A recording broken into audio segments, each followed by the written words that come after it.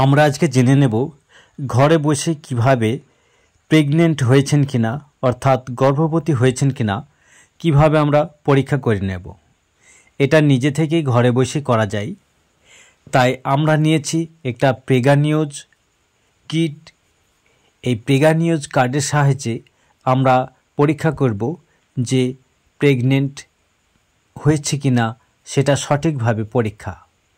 এর জন্য আপনার মাসিকের লাস্ট দিন থেকে 7 দিন পরে এই পরীক্ষাটা করলে সব থেকে ভালো হয়। এর জন্য ঘুম থেকে ওঠার পর এই ইউরিন সংগ্রহ করতে হবে একটা পাত্রে। এবার প্রেগানিউজ কার্ডটা আমরা কেটে নিলাম। কেটে নিলে এর ভিতরে থাকে একটা সিলিকার স্যাচেট, একটা কার্ড এবং একটা ড্রপার। যে সিলিকার স্যাচেটটি দেখা যায় এটা কেবলমাত্র কার্ডটাকে সুরক্ষিত রাখার জন্য, ভিতরে জলীয় বাষ্প থাকলে সেটা শোষণ করে নেয় এবং ড্রপারের সাহায্যে ইউরিন আমরা তুলে নিতে পারব। এবার আমরা এই যে প্রেগানিউজ কার্ডের গায়ে একটা লম্বা ছিদ্র আছে এবং একটা ছোট গোল ছিদ্র আছে। এই গোল ছিদ্রে ইউরিন দিতে হয়।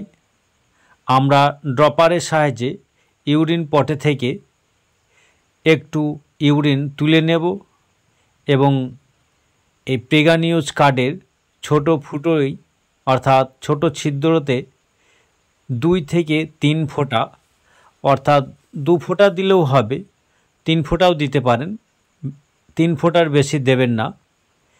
এবং একটু ওয়েট করলেই বোঝা যাবে পজিটিভ না নেগেটিভ। সর্বশেষ 5 মিনিট পর্যন্ত অপেক্ষা করলে স্পষ্ট বোঝা যাবে। আমরা 1 মিনিটের আগেই জেনে গেছি যেটা পজিটিভ, কারণ 2টো লাল কালারে দাগ উঠেছে। যদি দেখা যায় একটা স্পষ্ট দাগ এবং একটা আবছা বা খুব হালকা দাগ উঠেছে, তবু সেটা পজিটিভ ধরে নিতে হবে। যদি একটা দাগ ওঠে তাহলে নেগেটিভ, আপনি প্রেগনেন্ট হননি। তাই আমরা এইভাবে সহজেই ঘরে বসে পরীক্ষা করে নিতে পারবো। 2টো দাগ হলে পজিটিভ, যদি একটা দাগ ওঠে তাহলে নেগেটিভ। আমাদের এই ভিডিওটি দেখে আপনারা ঘরে বসেই পরীক্ষাটি করে নিতে পারবেন। আমাদের এই ভিডিওটি ভালো লাগলে লাইক, শেয়ার, কমেন্ট এবং সাবস্ক্রাইব করে সঙ্গেই থাকুন। আমাদের সঙ্গে এতক্ষণে থাকার জন্য অসংখ্য ধন্যবাদ।